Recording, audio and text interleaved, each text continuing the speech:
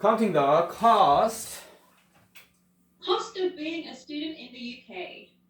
Okay, so what do you notice in terms of how students live here and how you grew up in England, Sarah?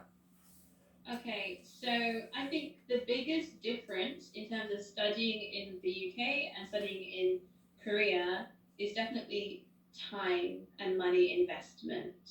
Purely because, yes, there are private schools in the UK. Yes, there are after school and extracurricular activities that have to be paid for. But I feel like the average person isn't doing that.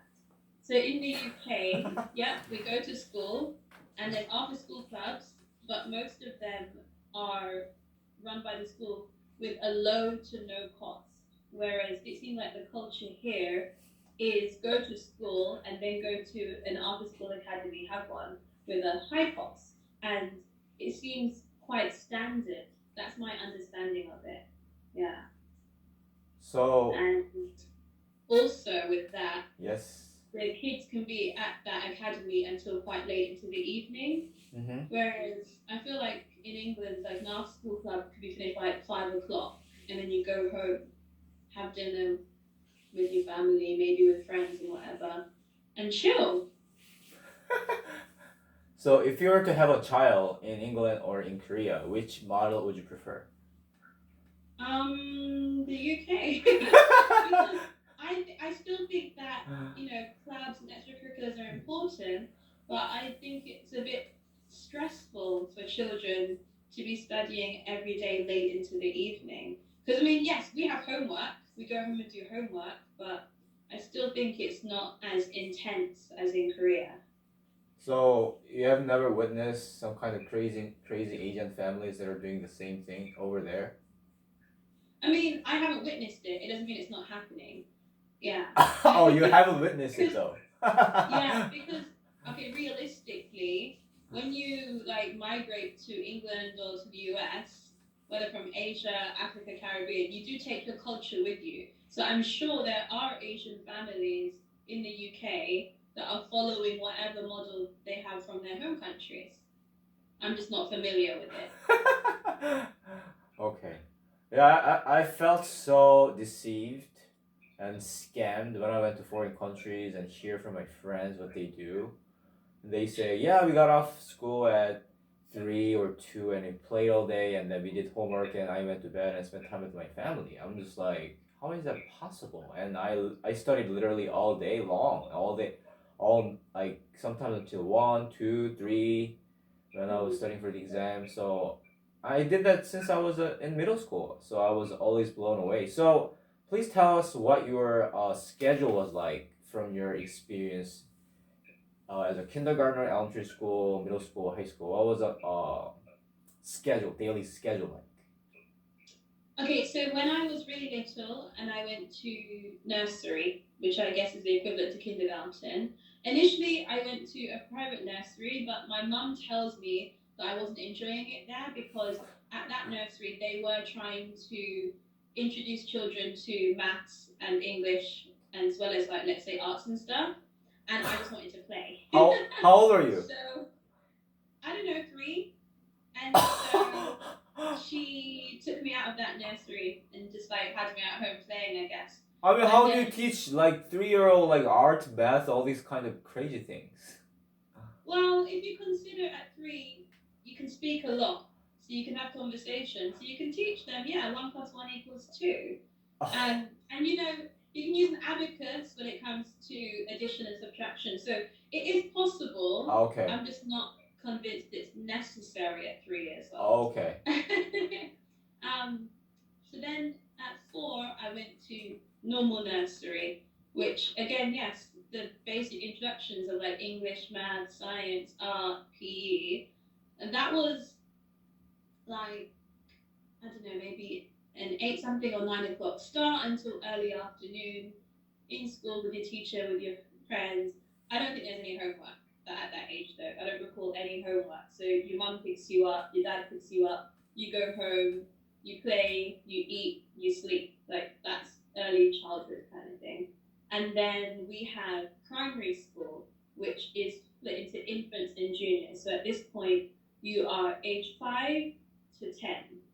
And so that is 8:40 to 3 o'clock in school, doing all the subjects like English, math, science, art, history, geography, blah, blah, blah kind of thing. And there's homework, but the homework was never anything taxing from my memory. And it's the kind of thing that you're young, so your parents can understand it, they'll help you with it. And that's that. Usually with me, it was kind of like go home, relax for a bit, get the homework done, and then just watch TV, play with my sister, eat food, and play some more, then go to bed. Yeah. That's unbelievable. That's so crazy. Yeah. And then we don't have middle school. And so once you are 10 going on 11, you're finishing primary school and you're going to go to high school in that September. And so high school for us is from age 11 to age 16. And some schools have a sixth form, which will cover you from 16 to 18. But if your school doesn't have a sixth form, then you will go to an independent sixth form or a college. So when you're in high school, again, it's the same set of subjects and there is homework. At this point, homework, I guess it takes a bit longer to do. You do it by yourself, not with your parents.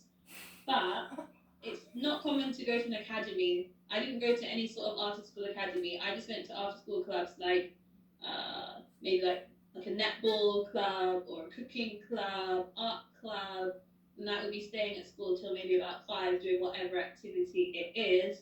And then you go home, do your homework, watch TV, eat food.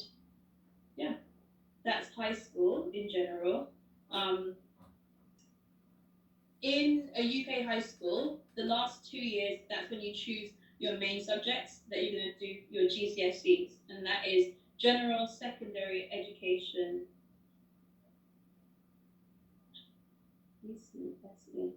Yeah, general secondary education qualifications, basically. Yeah, and you need those to then go on to do your A levels. So if you wanted to do like biology, chemistry, and physics at A level, it could be helpful that you have those as individual GCSEs, whereas you could just do science as a GCSE and then it will combine all three of those. So it will be the same subjects but with less depth.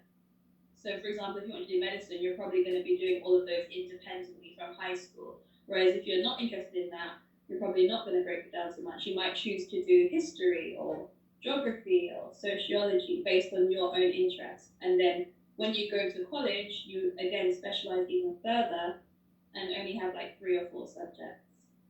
And by the time you've done that, you're ready to go to university if that's what you want to do, or an apprenticeship, or get a job. Wow. So it sounds like all the way to high school,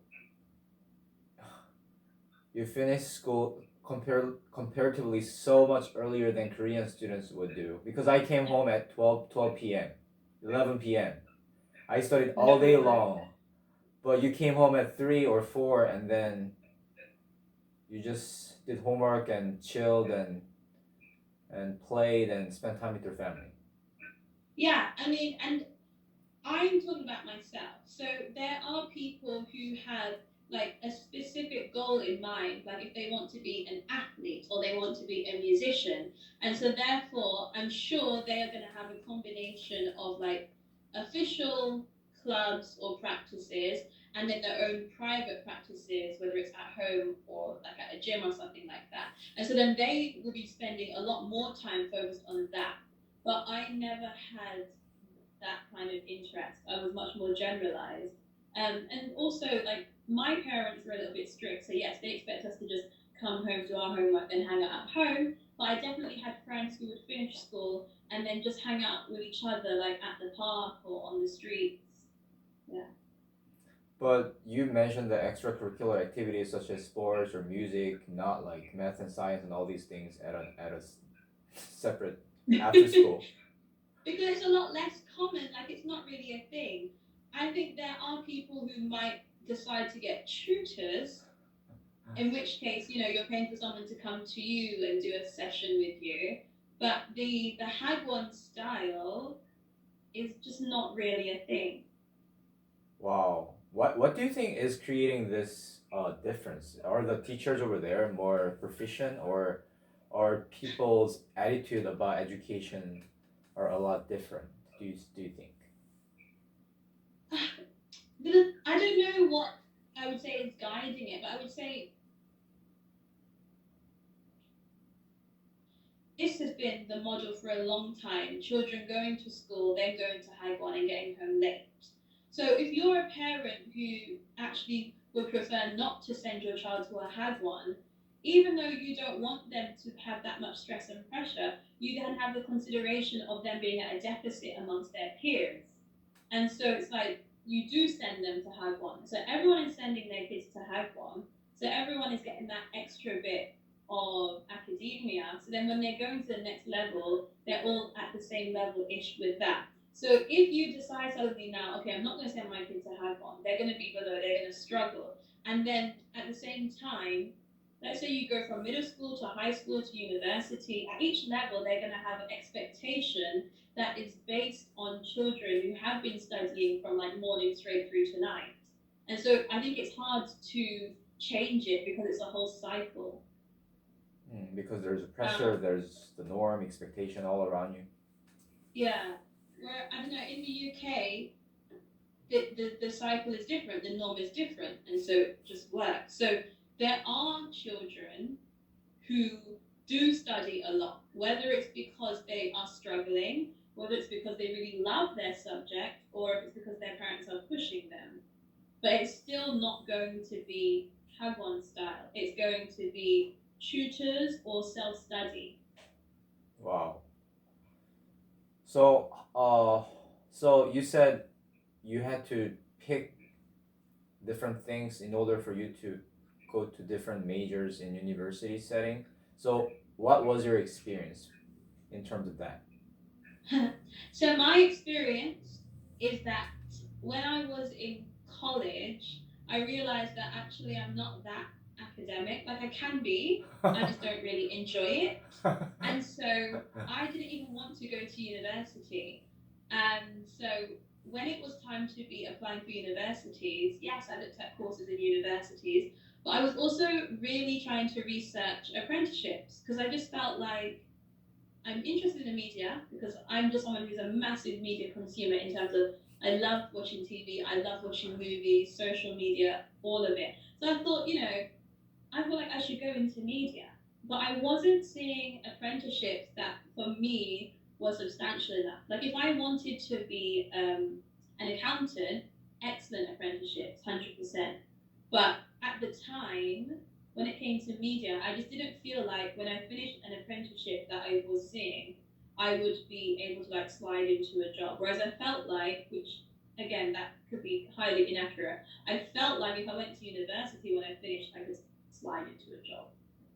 And so, having studied at A level English, psychology, and biology, it's still pretty general because it's three kind of like random subjects. And then I had an AS level in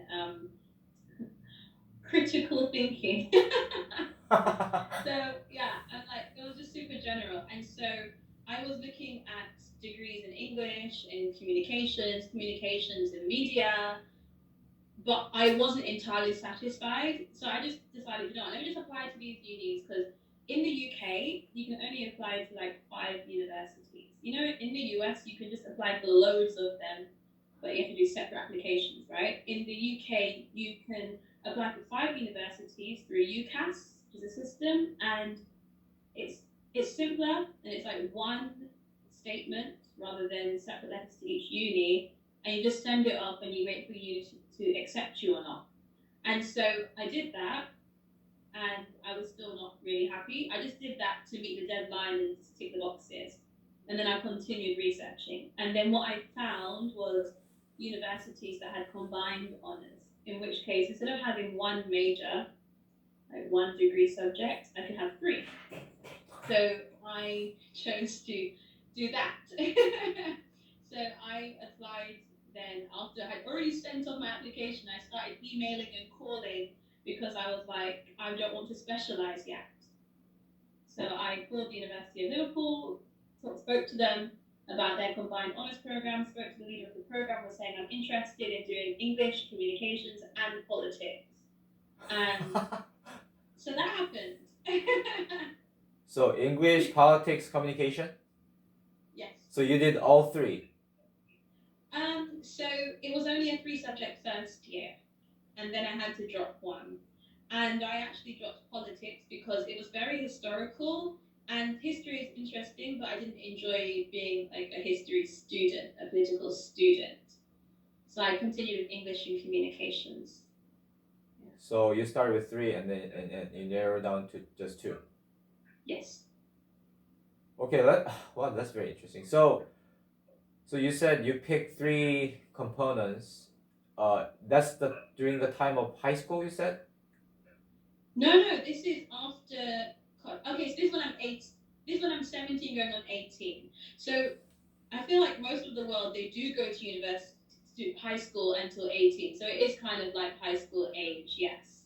But this is after high school. If you want me to backtrack, when I was in high school, last 2 years of high school, when you do GCSEs, English, maths, and science are still compulsory.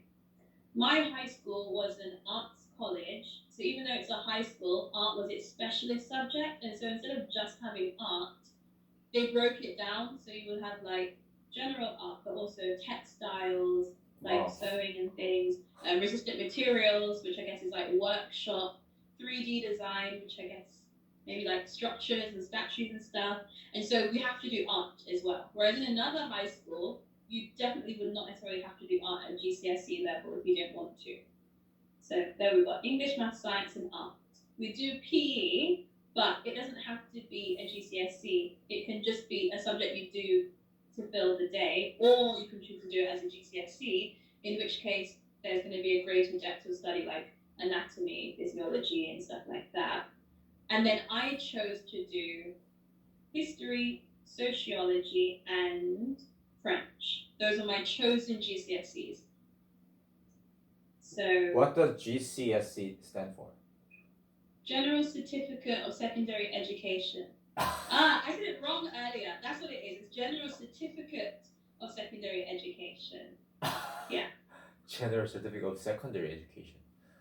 Yeah, so in the US module, you have all your high school subjects and then you graduate with like your high school diploma or certificate.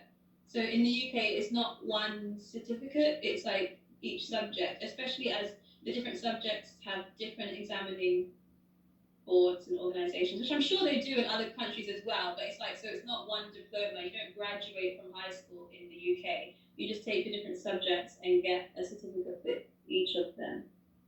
Wow. So each student pick their own emphasis and they go to different high schools according to that. And then No. You go to high school based on catchment for the most part. Your catchment area refers to where you live. So okay. You're going to go to a high school, even in primary school as well. You're going to somewhere that is within your catchment area, which is to do with where you're living. Because the idea is that you're not traveling a distance to get to school. Of course, there are some people who want their child to go to a specific school, in which case it might be far away. They might have to take a bus. They might need to be dropped off in the car. But generally speaking, the high school, the primary school choice is where you're living. It just so happens that the school near me was an arts college. Okay, so you go to your high school near your area, and then, but didn't you say you went to an art emphasis? Yeah, I'm saying it just happens that my high school had an arts emphasis. I didn't choose it because of that. You didn't pick. I didn't even know that. Actually. But it was one of those things where we moved. So when I was in year 7 and 8, which is the first 2 years of high school, I was going to an all-girls high school near where I lived at that time, which I don't think they had any particular emphasis. Then we moved house, and so I moved high school. So years 9, 10, and 11, the last 3 years of high school, I was going to now a mixed school, which had an arts emphasis. Whereas, for example, another high school in town, they have a sports emphasis. Another one, they have a science emphasis. So, yeah. So if you're choosing and picking your high school that you prefer. You just have to move. You could do. I think moving can make it easier to get into the school because, like I said, the ID they want you to live near, but you don't necessarily have to move. It could just be a bit harder to get in. Okay. So did you have to be tested on if you really wanted to go to that school, or No. how do they select students then? They just do. Like, you know, I don't remember there being like an application process when it comes to high school, but there must be of some sort. But it's not like a thing where the child is applying. You just go. So, yeah, like, so when I was coming to the end of high school, you apply for your sixth form, your college. When you come to the end of college, you apply for your university. But when I was in primary school, we visited the high school that we're supposed to go to, and that's really all I remember. I don't remember applying or anything like that. I think, because it's compulsory to go to school, they have to accept the students in the area as long as they can pick them into the school. Okay. Pretty much, yeah. So what I do recall is when I moved, I'm obviously moving partway through the high school, and so my parents have to call them and say, my child is moving, we're going to be up the road, will you be able to accept my child into your school? Because again, they can only fit so many students in, right? There is a maximum capacity. And so I remember going there, visiting towards the end of my second year of high school and seeing the school, the classes, blah, blah, blah. And then in the next year, I started at that school. And that was that, really. Bought new uniforms. Wow. Yeah. So the only annoying thing I think with that was that school only allowed me to continue with one language, whereas my previous high school had started us on 2 languages by the second year. Okay. That's a shame. So I guess it seems like every school has different emphasis, and you are most likely going to go to a nearby school. And there's nursery level, primary level, middle school level, high school level. After high school level, what was the term you said before the university? Sixth form college. Sixth form college. That's where you pick also the real emphasis for your majors to pick at the university level? Yes, because when it comes to applying for university, courses are going to have entry requirements. So that's why when you get to sixth form level, you have to consider what you're choosing. Because if you want to do something like English, for example, you need to have done English at A level. And also they will expect you to have a certain level from high school, whether that is like a B or above, and then they'll expect you to have certain courses and certain levels of those courses at A levels, depending on the course. Some courses are more general, so they don't expect you to have done a specific subject, but they will expect you to have done whatever subjects you've done, like a B and above, A and above. That kind of thing. So pretty much your preparation in terms of grade preparation to get into a specific university that you'd like to go to, you have to pretty much start getting good grades from high school and then sixth form and then university. Yeah, definitely. And I think the biggest joke is when you are in high school, at least at the time, they didn't really emphasize that your high school would still be as important by the time you get to uni. I think by the time we're getting to the end of high school, we realize there's not really that sort of emphasis. It doesn't really seem like it matters that much. In retrospect, it doesn't matter that much by the time you're like a real adult. But when it comes to like university level, because they need to narrow down candidates. So of course they're going to look at your A levels, then they're going to look at your high school things. They're going to look at extracurriculars. I'm curious because Korean parents pressure their children like crazy so they can get good grades and get into good university and they can get a good job. And it sounds like the British parents don't seem to pressure their kids. I mean, it's one of those things where some do and some don't. And also, if you imagine that in Korea, there's what, maybe 4% of the population is not Korean, something like that, right? Yeah. Whereas in the UK, it's a lot more diverse. So, for example, I know that I had a friend who was Indian, whose dad was incredibly strict and expected her to get like A's and A stars across the board. Whereas I have another friend who I think she was talking about aiming to get a C in maths, and I was having a conversation with her saying, like, a C is fine, like it's a decent grade, but don't you want to push for higher? Because the way that she was talking, C was her goal. And for me, a C isn't a goal, it's just a pass. That was just how I felt at the time. I was in like second to last year of high school. But she turned around and she was like, but you know, a C is like what's good for me. And I was just like, okay, like, I'm not going to press it because it's her. That's her choice. But for me, at the time, I was thinking that is not a goal, right? Yeah. But she is white British, and so perhaps her parents. I'm not going to say for sure, but you know, perhaps for her, her parents didn't feel that she needed to be getting A's across the board. She just needed to be, you know, passing and Wow. maybe, you know, enjoying life. I don't know, but I'm just saying this is the conversation I had with her as student friends, and she's C. So Wow, that's yeah, unbelievable. I do think that different cultures within the one country, and that can make a difference. So you have those people that say, okay, as long as I pass, my parents don't pressure, as long as I enjoy my life, as long as I are equipped with the things that I will need to make money. So when you look back and look around and see your friends, how they turn out to be, does the grades matter, in your opinion? Grades do matter, but they matter depending on your goals.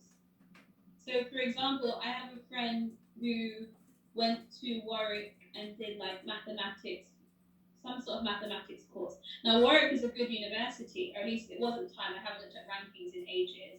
And so, in order to get into Warwick, you have to have high levels from high school into sixth form into university. So, if you're scraping a C in maths, I don't see how you're going to get into Warwick and do maths because I'm pretty sure that they're going to be looking for A students. Do you see what I mean? So it's like they are important, but it depends on your goals.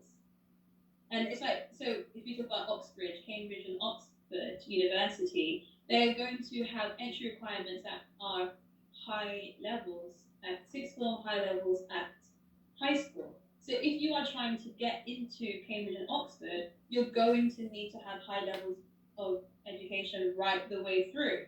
But if you're trying to go to a different university that has lower grade boundaries, then you don't need to have A's and A stars and B's. If you've got straight C's and that's what the university requires, you can get in. Because you know these days everyone's going to university because all jobs are requiring degrees. So that is a cycle, if anything. Wow, so pretty much you need to pick your goal and pursue and don't let the pressure sink in and make yourself feel miserable just because your parents or your country pressure you to do. So what are this is the last question. So what are what were the options that you were able to pick from at the certificate whatever high school level? Oh, okay. So it can depend on your high school. Because, for example, my high school had like 5 different art options, but another high school could just have art. So, English, math, science, you have to do. And then there's art, history, geography.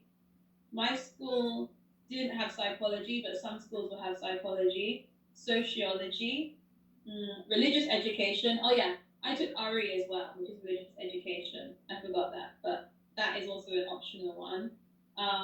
PE, physical education, is optional. Um, food tech, like the cooking, Wow. which will also have an element of hospitality in it, which I think is quite interesting. And I think there are other subjects, a second language, for example. So if I was someone who really liked languages, I could have chosen to take like French, geography, and Spanish because those are what my school offered. But another school might also offer, I don't know, like Mandarin, for example. But my school didn't. So there's different options based on your school as well and what they teach there. Like IT, information technology is a thing. Yeah. Wow. But you only have 4 or 5 options because there's some that you have to do, like in math science Wow. and that high school. But I honestly feel like it's too early to specialize. You said what? Two what? I think it's too early to specialize. Like, imagine you are 13 and they're like, next year you have to choose your subjects. And then when you're 16, next year you have to choose even less subjects. And then when you're 17 going on 18, okay, which one do you want to do at university? Maybe 2, right? I just think it's too soon, especially as you just don't know sometimes. Yeah, I think it can be too early, but in my understanding, I think it's good that your pressure, the system is structured so that you have to choose. Because when I ask my students what they want to do in the future, they have no answer. So at least, unless I mean, even if it doesn't work the way they chose, I think it will just force them to think. So I guess to me, it's a better way to go because it seems like they don't even know what they're going to do even at the high school level here. So I guess I mean all the things that you said sounded like all the textbook ideal, and I was like, wow, this is so cool. No. I mean, even when we choose our degree subject, which could just be one subject, some of us still don't know what we want to do, like for a career, like what job do we want to get. And in some respects, it doesn't matter because there's a lot of humanities and general subjects where they're not necessarily geared to a career. They're geared to doing an in-depth continued study, which you can then put on your CV and go through a range of jobs. Oh. But yeah, because sometimes when I think about like going to US universities, that first year they have all kinds of electives which cover a range of subjects, and even they have mandatory modules that cover a range of subjects. But then when I was actually speaking to someone the other day who went to an American university, they were like, "Yeah, a whole year of wasting your time."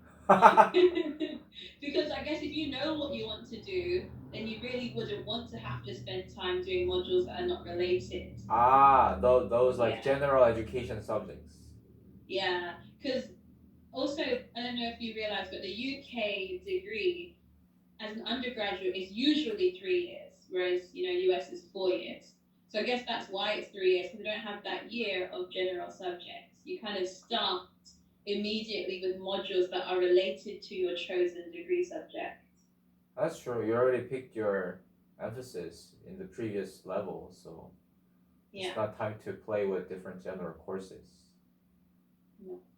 Wow, I was very intrigued by all the things that you have said, and for my future child, I would consider all these models that you have gone through, and I think it will help me a lot because I would like to homeschool my child. Yeah. So I mean, I don't have ideas of homeschooling, but I would want my child to be well rounded. yeah, So personally, I would definitely want them.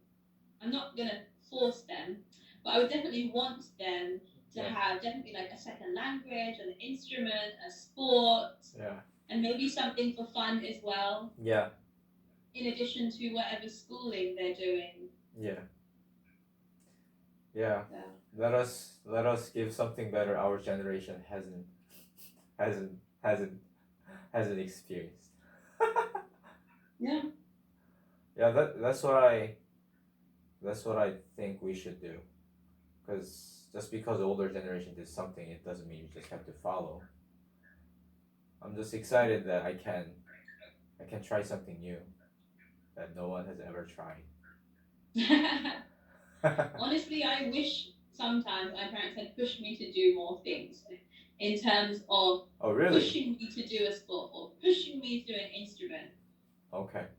Yeah, because now I don't play an instrument, and sometimes I'm like, it would be nice, and um, I'm not competitive sports wise because I just don't have that background or that push like my parents are not sporty, so Okay. yeah. So you pretty much wished you were pressured to do something. A little bit, Just a little bit. Just a little bit. pressured to be a bit more broader in my Oh, I see. academics and learning and stuff. Yeah. Wow. So I mean, I say that now. I had a fun childhood. Yeah, your childhood sounds like a steal. I mean, it sounds like a really good deal and sounds like a dream to me. My childhood was so far from what you have experienced, and I envy you so much what you went through. Yeah. But it's okay. I'm living the happiest life at this moment. Good. Yeah. Thank you, Sarah, for answering all my questions. And You're welcome. I think I have a better glimpse of what you went through and what British students went through, and so I mean, many people look up to England for their education, for their cultures. So I think there's a reason why. I think it's more sophisticated, if I can look at it that way. They start early and they prepare kids for the career, and then they have to pick and they have to choose and they have to think. So I think it's a great model. I mean, I think it's a good model. I don't think necessarily that we leave university prepared for work. Yeah. But I don't think that's a UK thing. I think that's a worldwide thing. Okay. Academia, I feel like only prepares you for work if you're going to work in academia. Otherwise, you are going to kind of like learn on the job.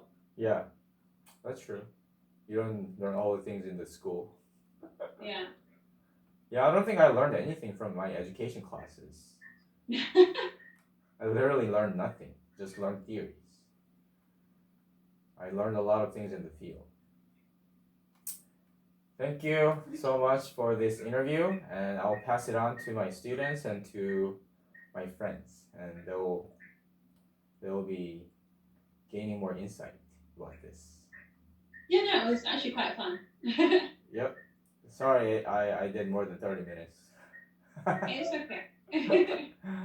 Okay, have a great day, and I will see you next time, Sarah. Thank you, you too. Bye bye. Bye bye.